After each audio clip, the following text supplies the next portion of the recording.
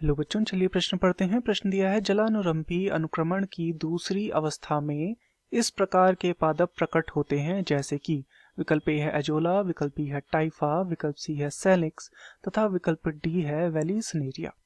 तो इस प्रश्न में हमसे जलानुरंभी अनुक्रमण के विषय में पूछा गया है, अर्थात इस प्रश्न की जो मुख्य अवधारणा जो इस प्रश्न की है, यह जलानुरंभी अनुक्रमण के विषय में है। जलानुरंभी जलानुरंभी अनुक्रमण जलानुरंभी अनुक्रमण के विषय में हमसे यहाँ पर पूछा गया है। तो चलिए जानते हैं कि यह क्या होता है। तो जब जल में किसी एक निश्चित स्थान पर जो जल में नए जीवन का या नई जाति का विकास होता है, नई जाति का विकास जब होता है तो उसे जलानुरंभी अनुक्रमण कहा जाता है। इसमें क्या होता है, इसमें विभिन्न अवस्थाएं होती हैं। जैसे कि प्रथम अवस्था जो होती है, प्रथम अवस्था में जीवाणु व नीले हरे शैवाल इत्यादि यहाँ पर विकसित होते हुए दिखते हैं। तो यहाँ पर नए जीवन का विकास हो रहा है। फिर दूसरी अवस्था आएगी।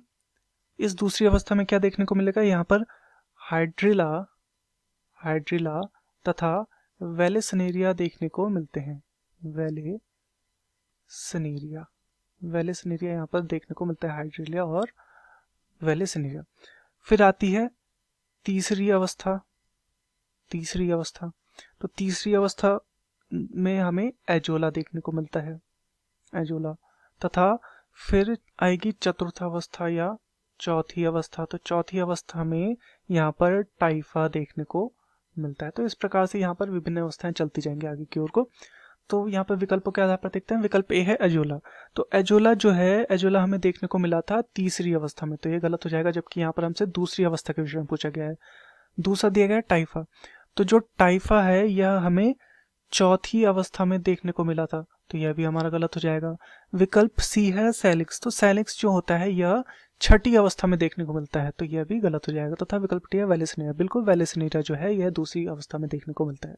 दिए गए प्रश्न का सही उत्तर होगा विकल्प डी वेलिसनेरिया। मैं आशा करता हूँ आपकी यह समझ में आया होगा। धन्यवाद।